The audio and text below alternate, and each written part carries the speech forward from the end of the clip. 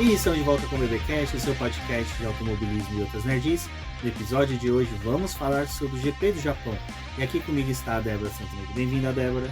Olá pessoal, sejam bem-vindos a mais um episódio do BBcast. E para você que acabou com a festa, que se você resolveu assistir o GP do Japão, tinha dormido lá na Austrália e ficou acordado, a Red Bull ganhou, tá? Muito obrigada, deveria ter feito seu papel.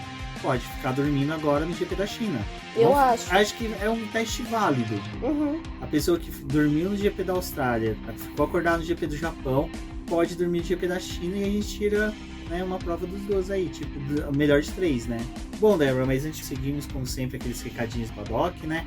Lembrando o pessoal aí do nosso financiamento coletivo e contínuo do Após e também do canal de membros do YouTube, onde toda terça-feira a gente tem a nossa live semanal após a Fórmula 1, bem como é disponibilizado o BBcast para quem utiliza, o YouTube. E também lembrando que agora o Google Podcast vai ser descontinuado, pelo Google a partir de julho. Então o BBcast só poderá ser ouvido diretamente no YouTube, para quem usa a plataforma Google, nas outras plataformas Spotify, do iPhone, tudo, da Apple, continua normalmente. E para você que também quer apoiar o nosso trabalho, mas não tem como estar ali junto no Apoia-se ou no Membros do canal, a gente também tem a opção de, sempre que você for fazer alguma compra na Amazon, utilizar o nosso link. Ele está sempre disponível em todas as nossas redes sociais. A gente compartilha algumas promoções ali, quando eu encontro alguns itens de Fórmula 1 interessantes, ou alguns livros que eu tô com vontade de ler, eu já li. Então pega o nosso link, sempre que você for fazer qualquer tipo de compra, a gente acaba recebendo uma pequena comissão, mas também acaba ajudando aqui no nosso trabalho. Então deixa o nosso link aí salvo, sempre que você for buscar algo na Amazon, você consegue ajudar o nosso projeto. E se você já tem o aplicativo da Amazon instalado no seu celular, basta, quando você fazer a compra, clicar no nosso link, ele vai te redirecionar para o aplicativo, mas essa compra aí também já é válida para a gente.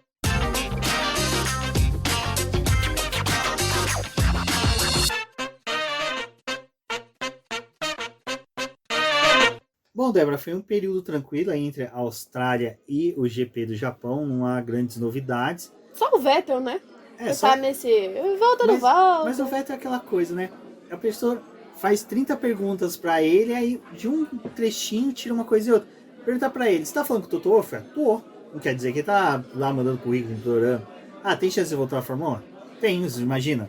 Uma equipe gigante chega pra ele com um caminhão de dinheiro. Mas na mesma entrevista ele fala que ele não tem interesse em voltar, porque o calendário da Fórmula 1 é muito extenso e ele tá vivendo um momento com os filhos dele que ele não quer perder. Ele até brinca, ele fala, não, mais pra frente, quando eles estiverem mais velhos, período de escola, pode ser que eu volte pra alguma competição, Tanto que ele fez os testes pra WEC. Tem chance dele voltar, fazer os treinos para que ele possa participar das 24 horas de Le Mans do ano que vem.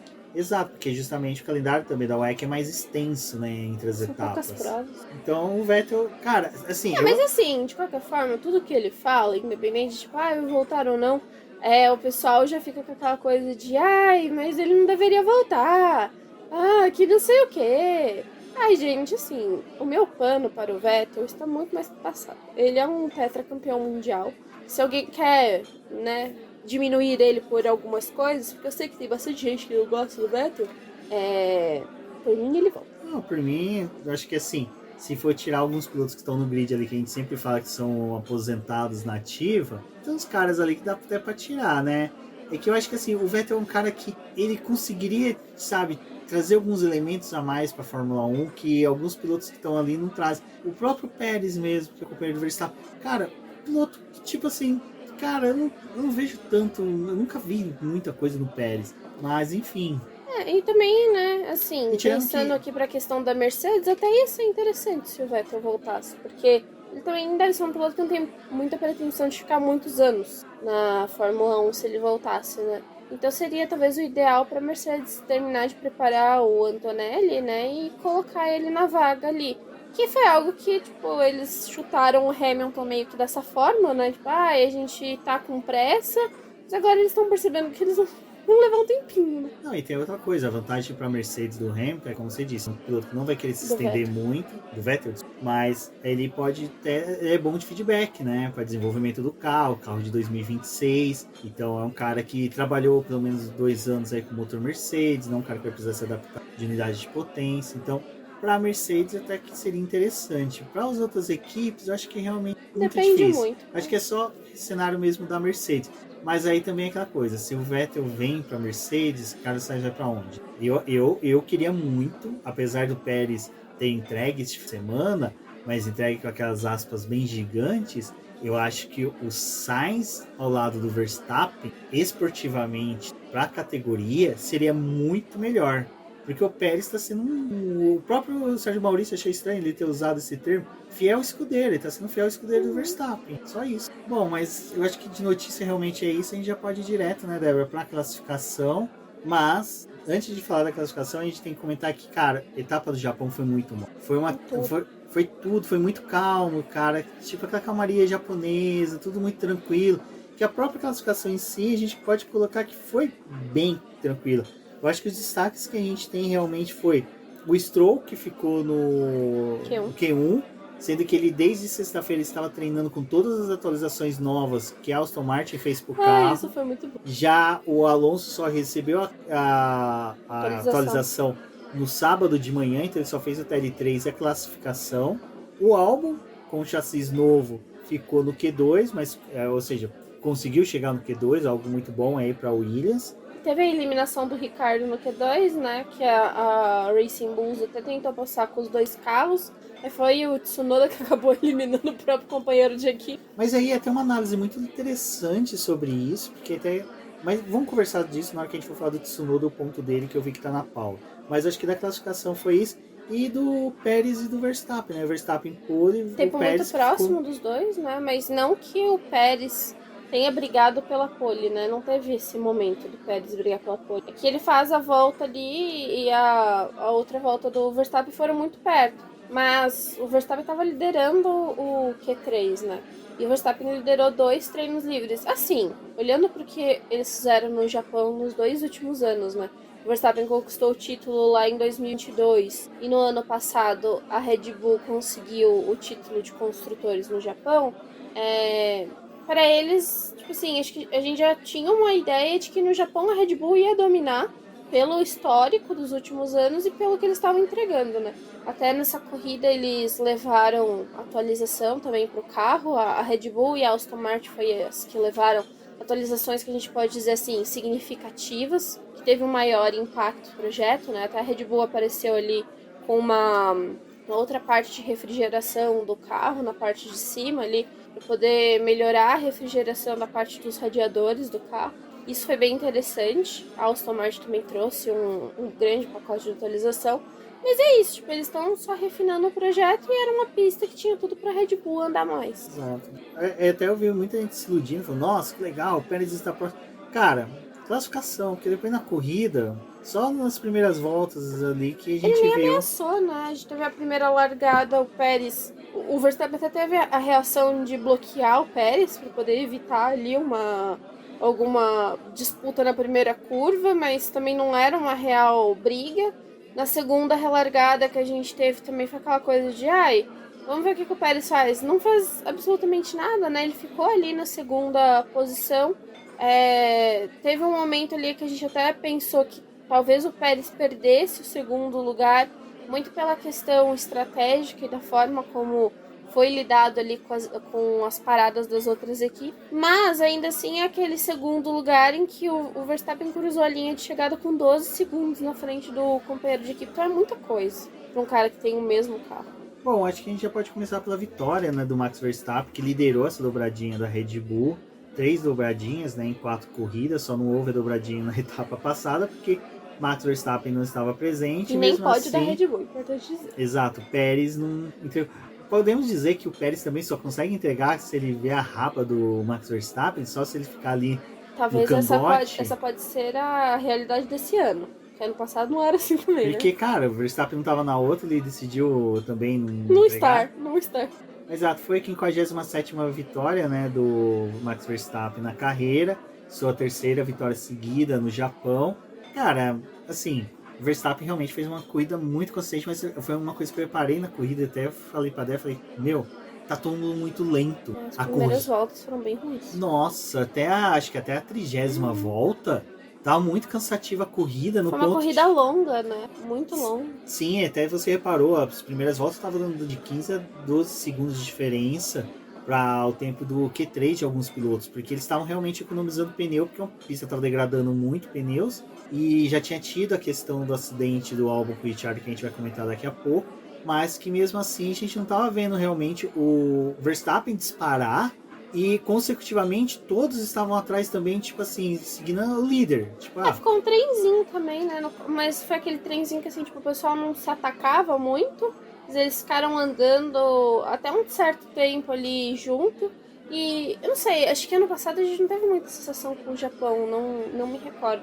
Mas esse ano eu achei que assim, a corrida parecia que tava durando mais do que deveria.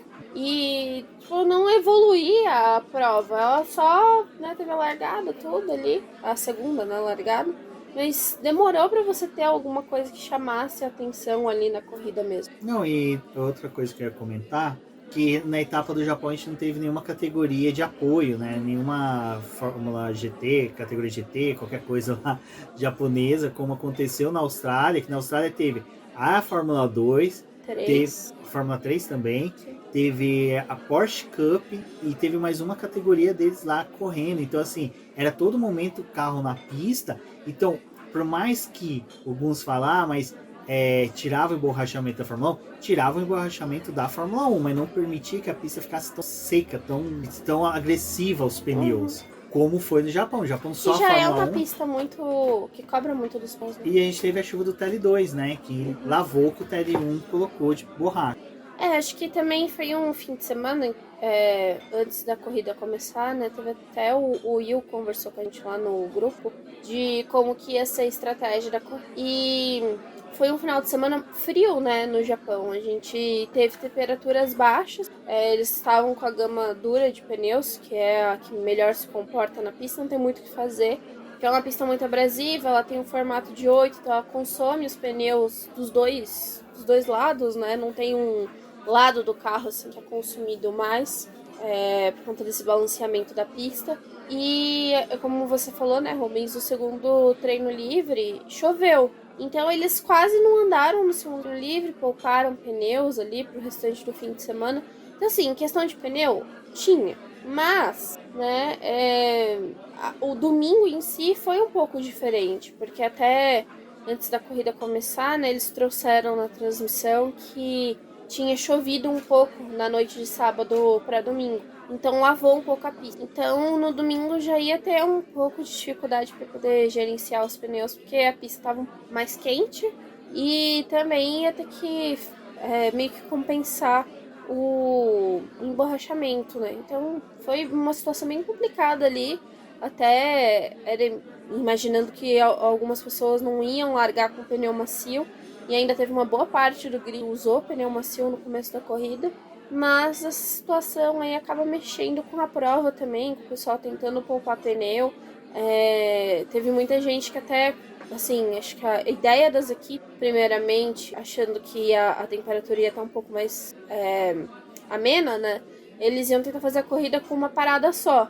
E aí, vendo a situação que estava realmente a pista, tiveram que evoluir para 2 paradas. Bom, acho que isso tudo performou para dar a vitória ao Max Verstappen. Não dá de graça, né? Mas para que ele conseguisse a vitória. Porque realmente, o carro da Red Bull, que menos degrada pneu, é que eles podem ter toda e qualquer facilidade dentro de estratégias, porque é um carro de outro mundo, vamos por dessa forma. E a Ferrari e a McLaren, não vou nem avançar. Primeiro vamos comentar sobre o terceiro colocado, né, que é nosso querido Carlos Sainz, que tá com 100% de aproveitamento do quesito pódios, né, que de 4 GPs, 3 participações dele, 3 pódios, sendo uma vitória. E a gente sempre, acho que assim, pelo menos pra mim, a cada nova corrida foi aquela expectativa de será que ele vai repetir a performance? Então, porque eu sempre fiquei com aquela dúvida, tipo, será que tá sendo uma coisa de, essa corrida? E não, né? Ele tá conseguindo tirar do carro. Então, até foi uma coisa que eu comentei com a Débora, que pra quem acompanha a gente no BBcast, nas lives, a gente comenta muito de como foi a temporada 2016 do Rosberg, né? Que o Rosberg ali, ele se isolou, que ele até quase teve fim do casamento dele, porque queria vencer o Lewis Hamilton, conquistou o título dessa forma. E caiu fora. Mas torcer para que o Sainz não faça isso, mas que o Sainz parece realmente que ele tá com esse foco de tipo assim, cara, eu tenho que entregar o meu melhor, fazer o meu melhor, independente de qualquer coisa, foda-se o resto. E é o que ele tá realmente fazendo, né? Porque até durante a corrida teve um momento que eu falei assim, pô, mas que sacanagem. O cara ficou ali o tempo todo brigando pelo terceiro lugar, de repente caiu lá para sexto lugar na reta final da corrida. Será que ele vai conseguir chegar no pódio? E realmente a gente acompanhou o GP na expectativa de Carlos Sainz consegue ficar no pódio e o Tsunoda vai conseguir o ponto dele, né? O resto ali era mero consequência do que estava acontecendo na corrida. Acho que do Sainz, a corrida dele foi bem mexida, né? Por causa das paradas, a escolha que a equipe fez, né? E assim, a Ferrari não é a equipe que a gente confia mais em questão de estratégia. Primeira vez que a Ferrari acertou na estratégia de dois pilotos, né? Na pista. Ela funcionou bem. O Leclerc foi bem ruim na classificação, né? Ele também... Ele admitiu que foi lento. Ele admitiu que foi muito lento, né? E por conta disso, né? Ele não tinha muito o que fazer, dependia do que fosse acontecer na corrida mesmo e da estratégia da equipe. E a Ferrari fez duas estratégias diferentes, né? O Leclerc, ele largou com a estratégia de fazer uma parada só e o Carlos era para poder tentar fazer uma se o restante dos pilotos que estavam à frente fossem optar por essa opção, né? E como não aconteceu, ele foi para duas paradas que era a estratégia mais lenta tinha ali.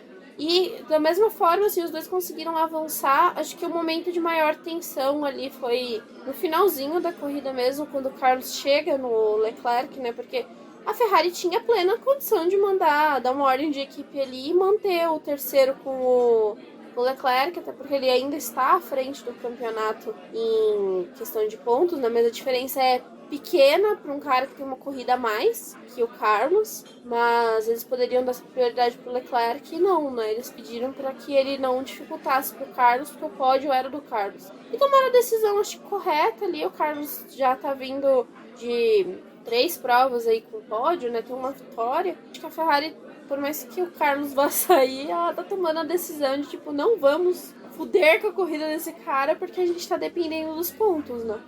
No campeonato mundial de pilotos, Charles Leclerc tem 59 pontos, o Carlos Sainz, com uma corrida a menos, tem 55 pontos. Vitória, né? Exato. E até se a gente fosse colocar, mas se o Carlos tivesse participado do GP, né? Teria chance dele ter ido pro pódio? Teria, mas hipoteticamente se ele não fosse no pódio, os 6 pontos que o Berman ganhou faria com que o Carlos Sainz ultrapassasse o Charles Leclerc. Então, assim, realmente o Carlos, o fator Carlos está sendo muito forte para a Ferrari.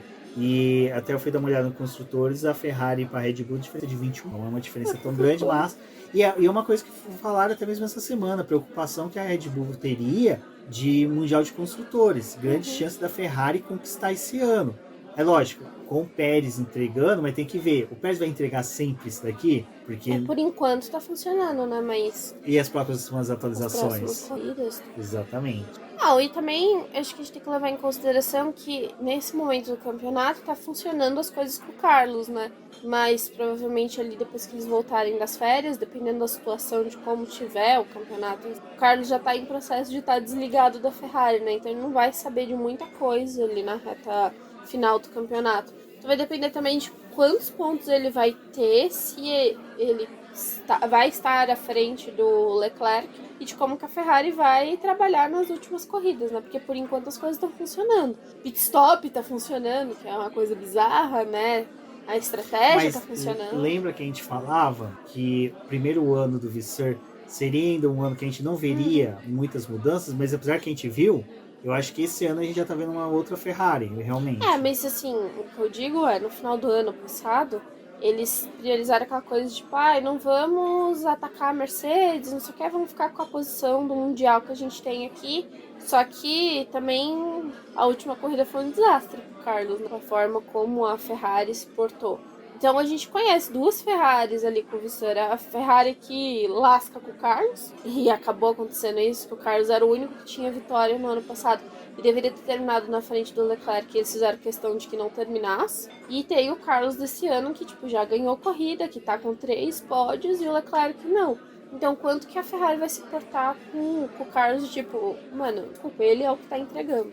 Exato. Cenas dos próximos poder saber o que vai acontecer com Carlos Sainz e Ferrari. Bom, e a gente teve a briga, né, Débora? Ferrari, McLaren e Aston Martin. As 3 ficaram se degladiando ali, enquanto que a Red Bull, os 2 carros despontaram. Foi uma briga legal, foi gostoso da gente ver, mas só que assim, foi longo. Gente, foi um teste de paciência. A gente viu ali que os carros se estudando, demoravam para um ultrapassar o outro. Piastri fez ultrapassagens belíssimas. Uma pista muito estreita, né? Não tem muita chance realmente de ultrapassagem. É uma zona de DRS também. Mas eu vou ser sincero, eu acho que esses 3 carros, menos a Mercedes, mas eu acho que Ferrari, McLaren e Fernando Alonso, eles estão 3 carros muito próximos em ritmo de corrida. É que Fernando Alonso, a Aston Martin tentou loucuras ali, porque é o que cabia para eles. Tentar manter a posição dele ali de largada. Eu acho que o interessante é que, assim, a gente teve 2 momentos, pelo menos da Ferrari e da McLaren esse final de semana, que assim, a Ferrari, ela não foi bem de classificação, o quanto que era esperado, e a McLaren surpreendeu na classificação, com o Lando e com o Piastri. Que a gente teve os carros da McLaren largando na segunda e na terceira fila, né? E tinha um carro da Ferrari ali só na segunda fila. E depois a gente tem o momento da corrida, que foi o que o Lando trouxe, né? A McLaren, por mais que eles tivessem lutado em estratégia e tudo ali, o carro não tinha ritmo para poder atingir a Ferrari durante a prova. Então a McLaren também acabou tipo, meio que se atrapalhando nas questões estratégicas ali, na forma como a Ferrari trabalhou. O Lando achou erradíssimo a McLaren ter parado ele antes, e aí ele ter sofrido mais, tipo, ter entrado em batalhas que não cabia a ele, porque o foco dele era realmente ali, tipo, na corrida do Carlos e no que eles estavam fazendo com o Leclerc. Mas eu acho que ainda a McLaren e a Ferrari, tipo, elas meio que se equivalem, assim, em ritmo, em classificação e tudo. A Aston Martin, ela ainda tá um passo atrás, mas ela tá ali. Um passo atrás com o Fernando Alonso e uns 3 dias de distância com o Stroll. E acho que é a dificuldade da Aston Martin, tipo, pontuar com os 2 carros. Porque, a Débora falou da McLaren, a gente também vai pontuar que o Piastri, ele ainda é um piloto que sofre muito com desgaste de pneu. Eu acho que o ritmo que ele impõe, a forma que ele entra e sai de curvas, eu tava reparando isso na corrida, é o que gera o desgaste dele. Cara, ele é muito agressivo ainda nas entradas e saídas de curva. E ele mexe muito o carro. Exato. Então, assim, nem tanto que as ultrapassagens dele todas foram na curva, que domínio de curva esse moleque tem muito bem. Você pode ver que essas pistas que são mais sinuosas, ele se dá muito bem, mas o desgaste é muito acentuado de pneus dele. E coitado, sofreu com isso. Ele é um cara que vai precisar de um carro, tipo, eu tô sentindo isso, todos precisam na verdade, mas é um piloto que a gente só vai ver o real potência dele quando a McLaren se encaixar, que a gente se encaixou ali em Silverstone, na Áustria, até na Itália, que o carro da McLaren se encaixou bem em algumas etapas, eu não se lembro, mas em que ele possa ficar mais tranquilo na guiada dele. E foi uma corrida também que ali pro final, né, de novo volta a coisa da Aston Martin, da McLaren, que até o Alonso pontuou, né, no final da corrida, ele voltou a brincar de bobinho com o Russell. O Alonso, porque ele colocou o Piastri ali na zona de DRS dele do final da corrida para evitar que o Russell chegasse nele. Então também o Alonso acabou contribuindo ali para que o Piastri ficasse. Ele tava até ajudando o Piastri, né, a ficar atrás dele, porque ele não queria que o Russell fosse para cima dele. E aí o Piastri acabou cometendo aquele erro que frustrou ele a ter um resultado melhor na corrida também, porque o Russell passou. Também teve essa disputa aí da Aston Martin e do Piastri, né? E até o Piastri pontuou, era pra ele estar bem melhor na corrida, mas foi uma corrida ruim, assim, porque ele se envolveu em algumas disputas ali, mas pela degradação do pneu ele acabou tendo um resultado ruim. Exato. Bom, Mercedes, a gente comenta daqui a pouco, mas só para fechar o Aston Martin, como a gente falou, a Aston Martin trouxe realmente uma repaginada no carro, novas atualizações boas. O Stroll recebeu na sexta e a gente assistindo o TL1 ficava assim, putz, não, a gente não entendia, assim, Fez diferença, não fez? Tava uma então. incógnita sobre isso. Aí até perguntaram, né, por que isso, né? Que na corrida da Arábia Saudita o Stroll bateu, então a Aston Martin usou, tipo, o GP do Japão, o primeiro treino livre, pra poder meio que repor as peças que o Stroll tinha perdido, né? Então trouxe a atualização pro carro dele e a atualização tava sendo feita pro carro do Alonso para que ele recebesse também. Aí até fui ler algumas matérias, né, de sexta para sábado, o pessoal, mas as atualizações chegaram no circuito, mas a Aston Martin não deve instalar no carro do Alonso, porque tipo, meio que não compensa ter quebrar o toque de recolher para poder instalar as atualizações no carro do Alonso, eles vão levar pra China. Cara, como que não compensa você botar a atualização no carro do Alonso? E pra quem, sã consciência, a equipe vai ter todo o trabalho de fazer a atualização do carro, mandar pro Japão e só vai instalar um carro na China? Ai, gente, pelo amor de Deus, tipo, tenha... São Paulo é tipo Japão, China, é tipo São Paulo, Rio de Janeiro, que você consegue levar fácil. Era mais fácil mandar pra China direto, ficar aguardando lá o carro chegar. Não, a equipe poderia ter muito bem segurado as peças na fábrica, né, em Silverstone, porque o carro volta depois da etapa, né, e de lá eles mandavam o carro completo, o pacote pra China. Cara, não tem porquê você botar as peças no avião pra elas irem pro Japão e não instalar no carro do Alonso. Olha, esse final de semana eu li cada coisa que eu fiquei, meu Deus, gente. Bota uns neurônios pra poder pensar um pouquinho. Tipo, quem é que tinha chance de pontuar? O Alonso. Você vai... vai botar a atualização no carro do Alonso? E aí que eu comento, né? Essas atualizações, você viu até a coringada que o Stroll deu. Nossa, parece que eu estou em outra categoria. O carro tá muito leve. Caralho, você tá com a atualização a mesma que o Alonso tá lá disputando quarta, quinta, sexta posição. O cara terminou em sexto, velho. Foi isso? Foi. Meu, assim, tipo... Cara, é sério mesmo que você tá reclamando que o carro tá ruim? Sei que tá ruim, tipo, cara, é sério. Ele foi o GP do Bahrein, que não foi tão ruim, né? Stroll. Que ele não tem como manter, né? Ele não vai no mesmo ritmo. Não vai no mesmo ritmo, ainda mais o ritmo de Fernando Alonso. Não, e o Alonso também tá naquela, né? Ele tá tentando entregar e negociar, né? Porque... E perguntaram pra ele, né, no final... Ô Alonso, você tá conversando com a Mercedes? Ele, então, a Mercedes tá atrás de um campeonato de motores, né? Eu quero lá mesmo. Pra que eu quero ir pra lá? Né? Tipo, eu acho que... Jogou um shade no Totó.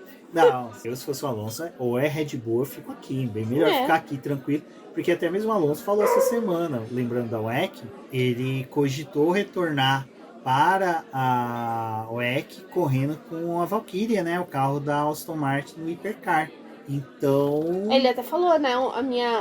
Ele já tinha encomendado uma Valkyria com a Aston Martin, a versão de rua, né? E, é um ano pra receber esse carro, tô muito ansioso pra poder ter meu carro.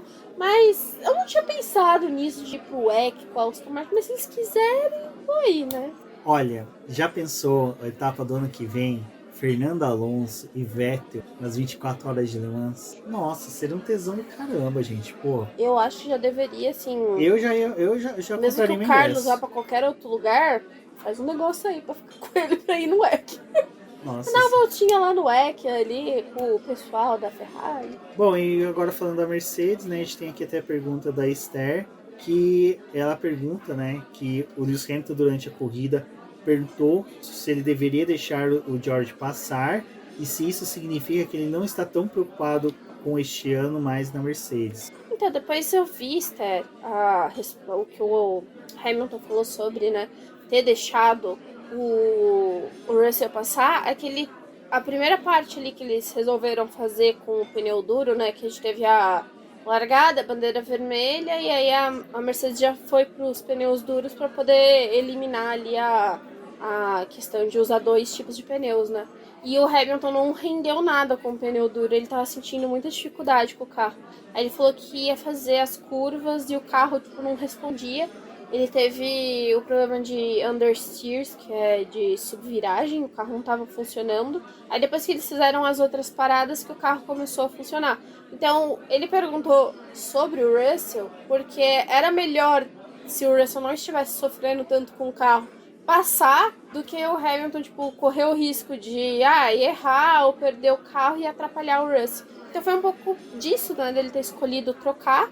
Não acho que ele não tá preocupado com essa temporada. Até, nossa, cara, foi bizarro. Eu tava vendo um negócio. Teve as entrevistas, né, no final da corrida lá. E aí um jornalista pegou e perguntou pro Hamilton se ele tava meio que com ciúmes da Ferrari estar indo bem esse ano e a Mercedes não. E aí ele, tipo, deu um corte no cara e falou, cara, é sério que essa é a pergunta que você tem pra mim? E ali ele parou de responder os jornalistas e picou a mula. Porque, tipo, é meio ridículo, acho que pensar que o Hamilton está desmotivado com a temporada. Ele tá tentando, cara, mas é que o carro da Mercedes é ruim, é muito ruim. Eles têm momentos, tipo, que nem o treino livre 1, que foi na sexta-feira, em que o Hamilton tava muito feliz com o desempenho do carro.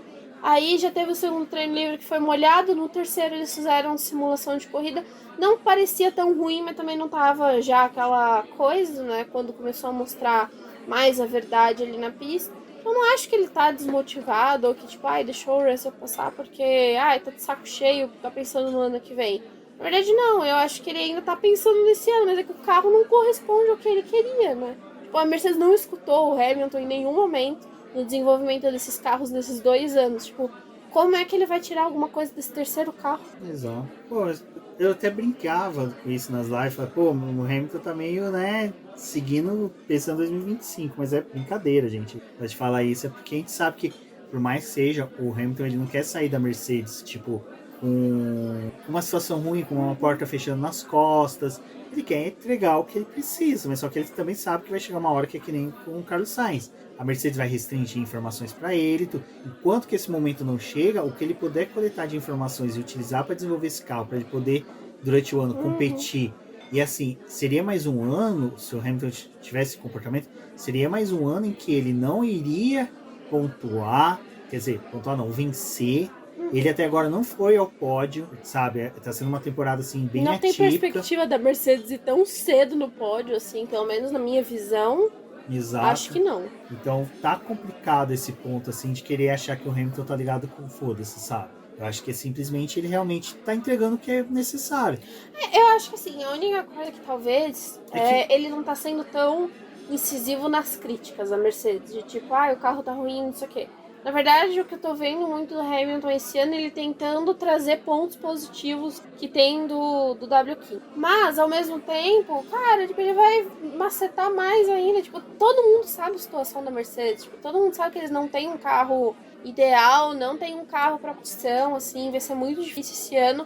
Por mais que eles tragam atualizações e vão mexendo no projeto, provavelmente não vai ser um carro que vai responder muito bem ao que é esperado. Na minha visão, tipo assim, é até ruim pro Hamilton meio que sair, tipo, da Mercedes. Foda-se, não ligo mais pra esse projeto e isso aqui. Eu acho que pelo menos até onde dá ele vai tentar. Também, porque... Não, e ele sair com vitória, sair com o pódio da Mercedes, pô, é um fechamento de um ciclo muito importante para ele, pra equipe. Bom, e agora a gente tem que falar, né, do elefante branco da etapa, que foi a batida do Daniel Ricciardo com o Albon, que eu lembro que deu bandeira amarela, de repente deu bandeira vermelha, deu bandeira amarela primeiro, né? E aí a Débora, nossa, o que aconteceu? Na hora que a gente olhou no cronometragem já tava Albon e Ricciardo lá embaixo. Falei, putz, os dois bateram. E na hora que abriu a tela, que mostrou realmente, até levei um susto, né? Falei, pô, será que foi uma batida... Foi uma batida forte, mas não foi violenta. Mas, infelizmente, os dois pilotos abandonaram, porque assim, como a gente falou, foi uma corrida que teve um ritmo um pouco lento, né? Por causa até da degradação de pneus. Com 2 carros a menos, né? A corrida a gente sabe que realmente o grid já é pequeno. Com 18 carros para relargada, ficou mais pequeno ainda, o que reduz ali até muita coisa que a gente pode ver de dinâmica de corrida. Até na segunda largada, o pessoal foi extremamente conservador, né? Não mudou tanto a posição. Mas, então, falar sobre o caso. Não gerou punição pro Ricardo, né? Nem pro Albon. A punição deles foi não ter continuado na corrida, os dois abandonaram. Mas, sim, tem um pouco daquela coisa de incidente de corrida, mas também teve um pouco de culpa do Ricardo, né? Mas não sei se, assim, a culpa em si do Ricardo. Eu acho que a escolha da Racing Bulls pra largada foi meio infeliz. Porque a gente tem ali, tipo, do 12º até lá embaixo, né? Tirando Agora vai me falhar a memória, mas acho que tirando o Joe e o Magnussen, talvez, que largaram só com os pneus médios, né? O resto tava de pneu macio. Eu acho que a escolha da Racing foi ruim, tipo assim, tinha uma parte de pilotos com pneus médios, mas o final, do meio pro final do pelotão, eles estavam de macio. Tipo, eles arriscaram muito de largar ali com pneu médio, sabendo que, tipo, a pista é estreita, ia demorar para poder aquecer os pneus. Até o Tsunoda teve uma largada bem ruim, né? Porque ele dá uma caída ali, depois ele tenta recuperar, deu uma atrapalhada no Ricardo. O Ricardo se embananou ali olhando pro outro lado, não viu o álbum. Eu acho que teve um pouco assim de culpa do piloto, mas também de escolha da equipe. E foi bizarro a largada dele. Exato. Eu coloquei realmente como um incidente de corrida, não vi culpa de nenhum dos dois. Teve um pouco de otimismo do Albon, que quis fazer uma ultrapassagem num ponto difícil, principalmente que a gente sabe que ali a próxima curva teria chance do Ricciardo realmente fazer um pouco mais fechado, vendo que teria outros carros buscando a ultrapassagem do Ricciardo.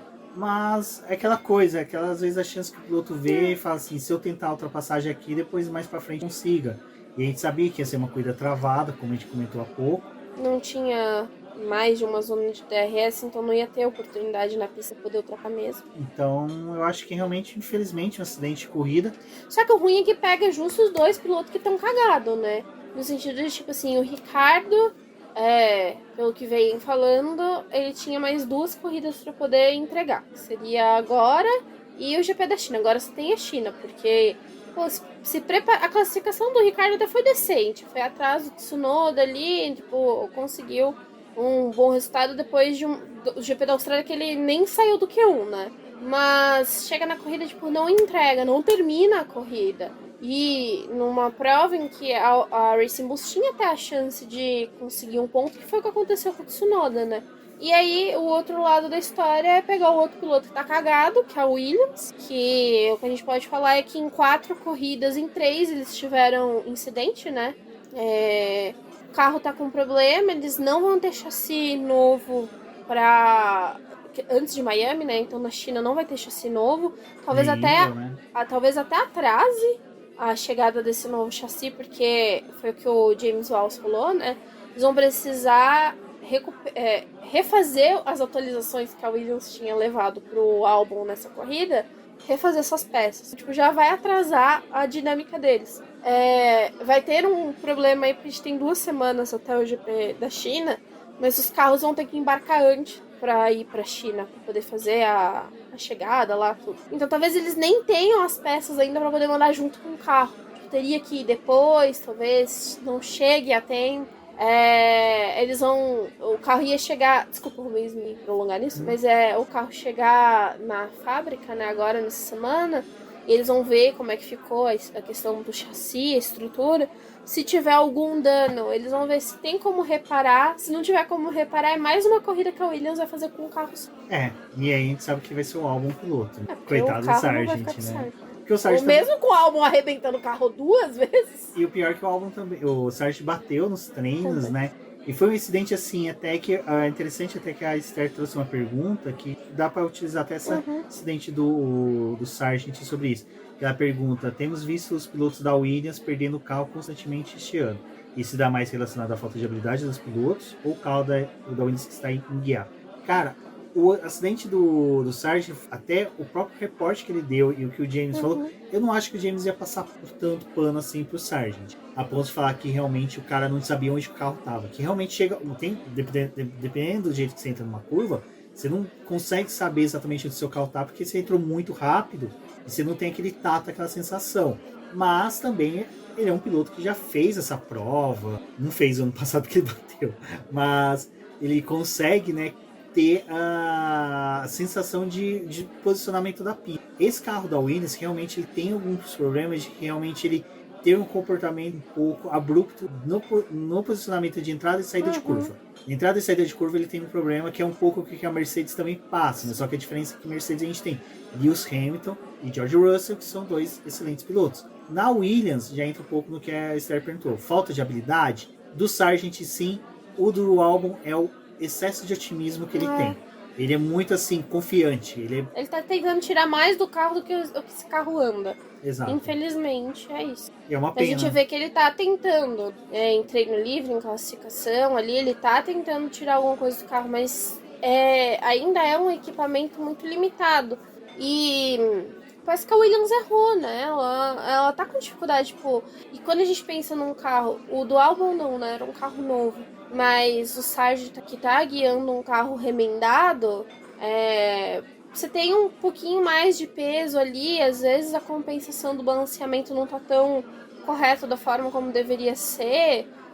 Por mais que os mecânicos da Fórmula 1 sejam extremamente preparados, a Williams ela é limitada, né, em equipamento, em verificação ainda. É um carro complicado de se guiar. Então acho que pro Sargent falta um pouco de habilidade, mas pro Albon ele tá sendo muito otimista com o equipamento que ele tem e ele tá tentando extrair o máximo que dá. Só que, porque assim, na posição em que a Williams está, dentro das brigas que ela tá travando, eles sabem que o equipamento é limitado, então eles têm que fazer um pouco a mais do que o restante das outras equipes, né, pra poder chegar na zona de pontuação e tudo. E aí acaba que acontece essas coisas.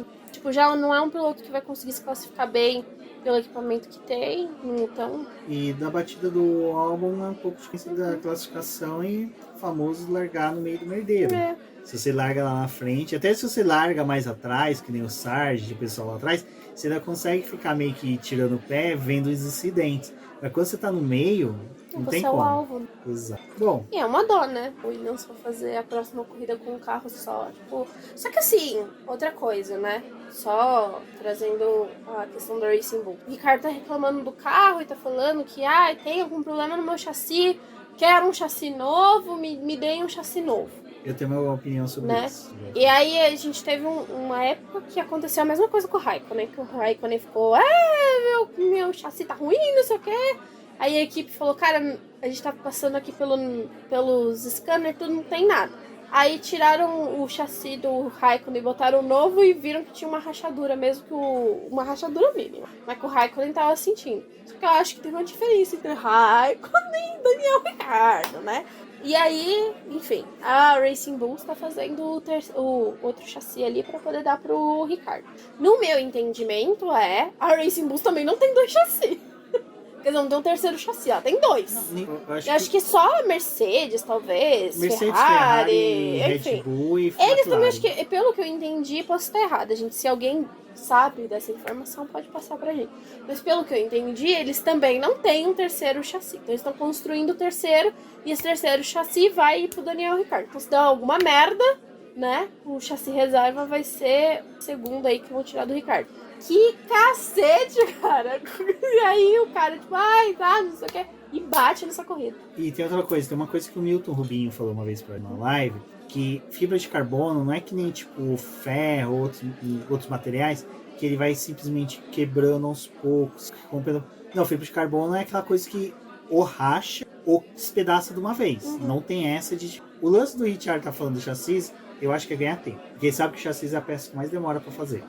Pode ser uma jogada aí. Tipo, uma jogada tipo, meu chassis, porque ele sabe que o chassis vai demorar pra caramba.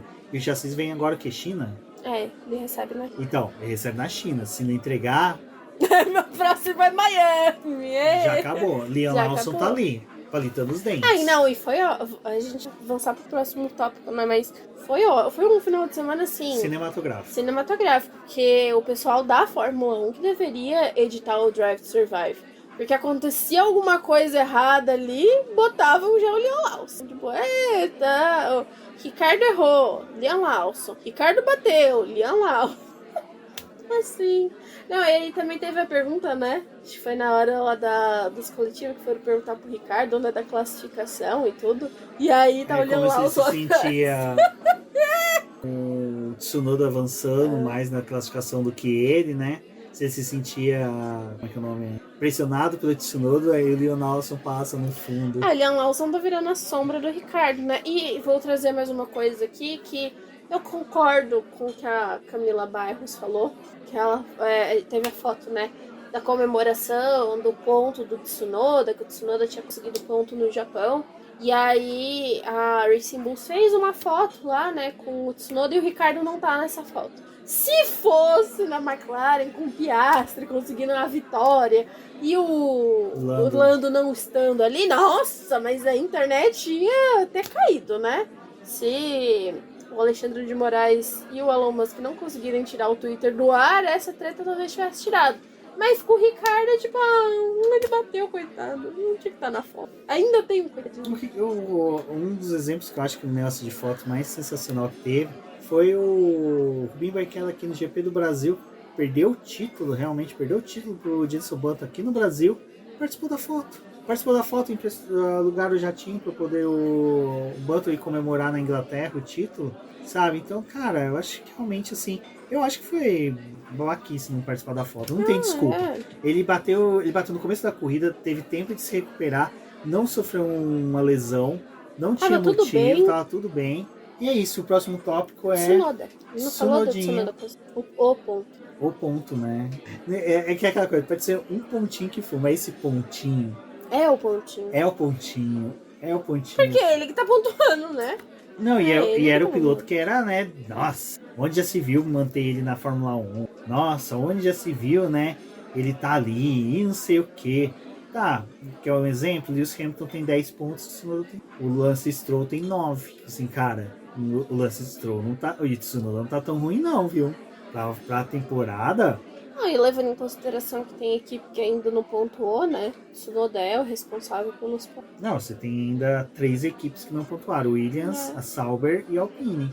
Que a Alpine a gente nem vai comentar, né? Não, também a Alpine ela nem foi, né? Ela nem foi essa corrida. Não foi, tá direto no Japão, ela vai de Shopee. Para a China. Pra China. Não, ela foi pro Japão. Ah, tá. Agora vai pra China. Teve aí o ponto do Tsunoda. O Tsunoda no final de semana inteirinho correu bem, mandou muito bem, classificação, foi pro Q3. Tava fazendo um treino livre bem. E é engraçado, eu tava fazendo um levantamento dos treinos livres. O Tsunoda nos treinos livres da primeira corrida e da segunda, ele ficava atrás do Ricciardo. Mas é aquela coisa, treino livre. Uhum. Chegava na classificação em corrida, o Tsunoda estava se sobrepondo. Realmente, eu acredito que no começo, a Racing Bulls estava querendo criar aquele cenário de que o Ricciardo estava em recuperação para justificar a permanência dele. Eu acho que agora, eles já estão, cara, não tem como. Porque se a gente for querer justificar a tua permanência aqui, a gente tem que começar a reduzir tanto a presença do Tsunoda na corrida, que vai limitar a gente em pontos. Exato. E em desempenho, então não tem como. E lá na frente esses pontos vão ser essenciais no Mundial de Construtores. Não, e aí você para pra poder pensar que, tipo, se aquela primeira corrida no Bahrein, que fizeram toda aquela novela de inverter o Tsunoda com o Ricardo, não adiantou de porcaria nenhuma. Porque, tipo, ali eles não disputaram ponto. E ali eles só que, tipo, quiseram criar um cenário que não existe. Porque a diferença do Tsunoda e do Ricardo é grande. Tipo, por mais que o Ricardo tenha feito uma classificação mais perto do Tsunoda nessa etapa, ele bateu. Tipo, isso não tem como você apagar. Ele bateu na primeira volta, sabe? Ele decidiu ali na primeira volta e bateu. Então, aí a gente tem, tipo, escolhas, né? E o Tsunoda, a primeira largada dele foi horrível. Mas a segunda já foi boa, né? Voltou a colocar ele ali numa posição para poder brigar. Então, o Tsunoda fez uma corrida muito segura. É o que tá trazendo pontos aí pra Racing Bulls. Desculpa, né? Se alguém tinha alguma crítica ao Tsunoda, espero que esteja vendo essa temporada aí do que ele tá realmente fazendo. Não, e uma coisa que é interessante, se a gente olhar, a Fórmula 1 tem 5 maiores equipes. Red Bull, Ferrari, McLaren, Mercedes e Aston Martin, certo? Então, tecnicamente, o top 10 seria formado por esses... Os 10 carros. Os 10 carros. Não, toda hora o Stroll tá fora, ou algum piloto por algum acidente tá fora, mas nesse caso dessa etapa foi o Stroll, e o Tsunoda tá lá. O Tsunoda tá lá, presente, tranquilo, normal dele. Então, assim, cara, o Tsunoda, ele tá sendo o 10º piloto sem estar nas 5 melhores equipes, certo? Então, assim, cara, tá sendo excelente desempenho, sim, da Racing Bulls. E o Tsunoda tá mostrando esse carro tem potencial. E quem sabe a presença do Liam Lawson começa a incomodar até equipes ali, as outras 5 grandes equipes, que numa classificação, o Liam Lawson e o Tsunoda podem retirar algum desses pilotos. Vamos ver aí, você vai ver assim. Bom, e agora vamos pra Sauber, né, que tá criando esse banco de punições, que toda hora tem punição, toda hora tem uma falha, toda hora tem um erro. treino, os pitstops estão horríveis, né? Até o Alessandro, que é o chefe de equipe, falou: ai, não, mas a gente tá melhorando nos pitstops. Meu querido, você tá criando banco de hora de pitstop ruim, né? Porque a hora que tomar um drive-thru, tá tentando compensar ali é não ter que pagar ele, né? Nossa, os pitstops dessa equipe estão sofrendo. Não, tá horrível mesmo. Até eu falei pra Débora, parece que realmente tá bem sucateado a Sauber nesse ponto. E a Audi, eu acho que ela deve tentar começar a participar mais da equipe ano que vem, pra 2026 não pegar uma equipe toda degenerada, assim, destroçada. Tipo, toda destruída, sabe? Não parecia que ia ser um ano tão ruim da Sauber, né? Tipo assim, pela... Ah, eu esperava, mas não tanto. Não, eu não esperava que fosse tão desempenho ruim, não. de pista. Agora, de conjunto completo. De conjunto, porque tá tudo ruim, né? E o carro dando problema, o Joe não completou a corrida, eles abandonaram, né? Então foi um terceiro carro fora, porque ele teve problema de câmbio. Só que é um problema que eles estão tendo já também há algum tempo. Então, assim, tá realmente bem ruim a situação da equipe, tá bem tudo tateado, né? E é isso. Se a Audi não agir, tipo, já começar a dar as caras, não tem como esperar que algo de bom vai sair dessa equipe pra 2026. Exato. Bom, não tá na pauta, mas eu vou comentar aqui só uma coisa que eu achei muito interessante, é o resultado da Haas.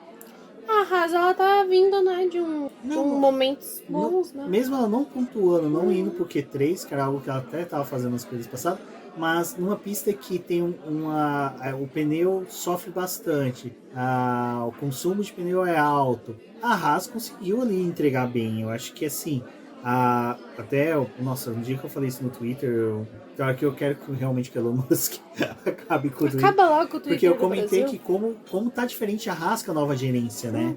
Como tá tudo bem diferente, eles estão conseguindo entregar, estão conseguindo ser mais consistentes.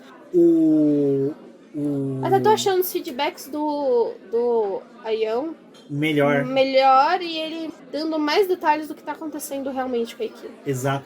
Não, o Hülkenberg e o Magnussen do tipo assim, parece que realmente nem eles estão mais agressivos um contra o outro, eles estão tentando fazer trabalhar bem, troca de posição, as coisas que antes era bem difícil. Essa corrida eles até se encontraram e teve inversão ali, correu bem, né? Eles terminaram em 11º e 13º, com o Stroll entre eles, né? Então assim, vocês veem como o Stroll realmente tá numa situação ruim, mas os dois não.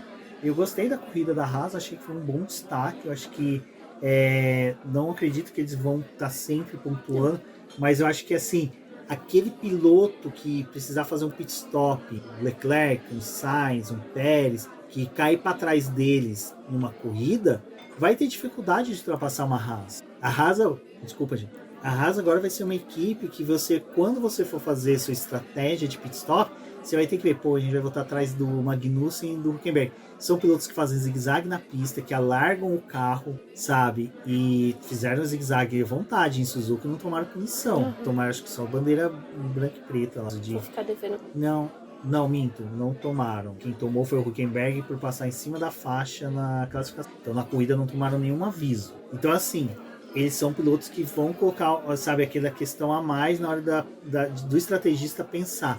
Eu vou soltar o Leclerc, o Pérez atrás. Eu nem sei se o Leclerc e Pérez, mas talvez a Aston Martin, porque a Aston Martin ela tem mais chance de encontrar com a Haas pela posição que ela tá ali na pista. Um safety car, alguma coisa assim. Não, sim, Tô falando assim, você começa a pensar elas não mais como era no passado, de que era um carro fácil, mais tranquilo. Agora não.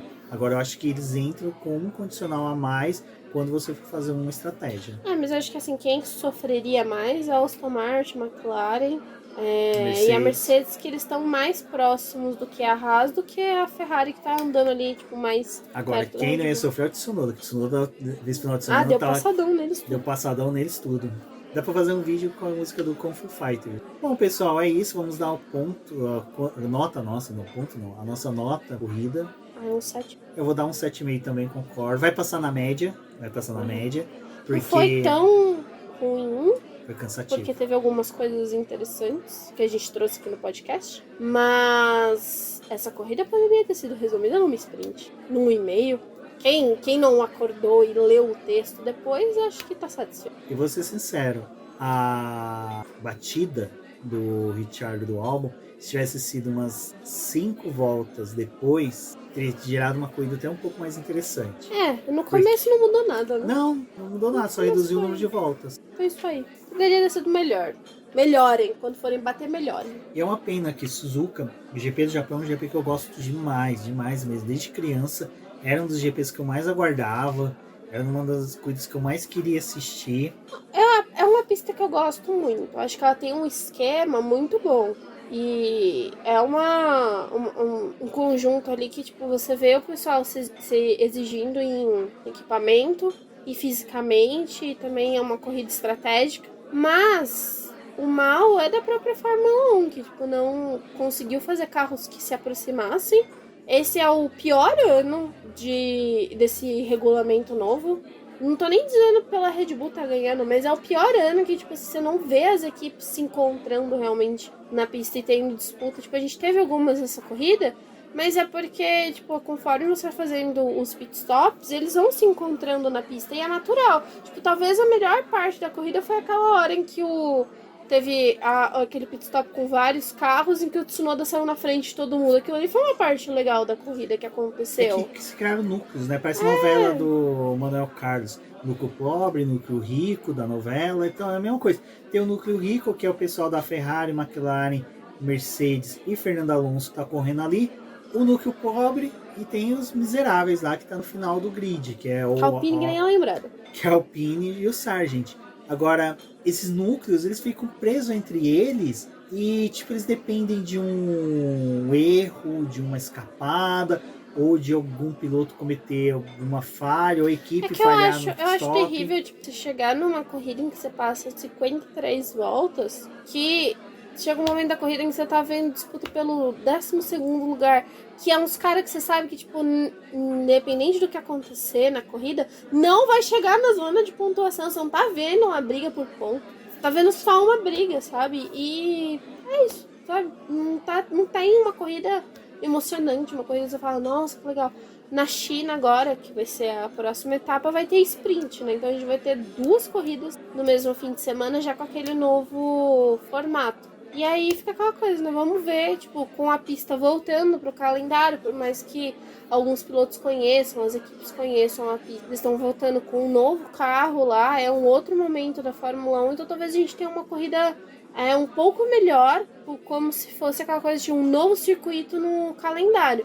Mas que esse ano tá sofrível pelo regulamento e pela estrutura que se criou de você não ter uma disputa, tá? Exato. Bom, vamos aguardar aí GP da China. Gostei que voltou. Eu gosto do GP da China. Tivemos corridas ruins, tivemos corridas boas, mas mesmo assim eu acho que a chance de chuva é boa. Xangai normalmente às vezes chove, então vai que a gente tem esse final de semana tão aguardado de chuva pra gente poder ter um temperinho a mais, ainda mais que vai ter sprint, né? Um ruim de sprint, né? Que a Williams vai ficar naquele desespero, né? Um fator a mais pra bater. Um fator a mais pra bater, um carro a menos pra poder correr, né? Eu acho que o James tinha que consultar a FIA pra ver se o carro pode correr com plástico bolha, né? É complicado ali pra eles. Não, eles poderiam ver se dá pra eles correrem com o carro do ano passado, né? Faz umas mudanças, ele bota o carro do ano passado pra correr. Eu acho que dá, viu? Acho que dá. Talvez role. Exatamente. Bom, pessoal, agradecer a todo mundo que ouviu até aqui. Desculpem, não foi um GP tão empolgante pra gente trazer muita coisa, mas vamos ver aí durante a semana. Vamos ter o Eprix de Misano semana que vem, então acompanhem. 2 corridas. 2 corridas, vamos torcer aí pelos brasileiros. Vamos trazer bastante coisa para vocês. E ainda esse mês tem etapa de Stock Car aqui em São Paulo também, que promete ser bem bacana. Bom, eu sou o BGP Neto, agradeço a todos, um forte abraço e até a próxima. Até a próxima.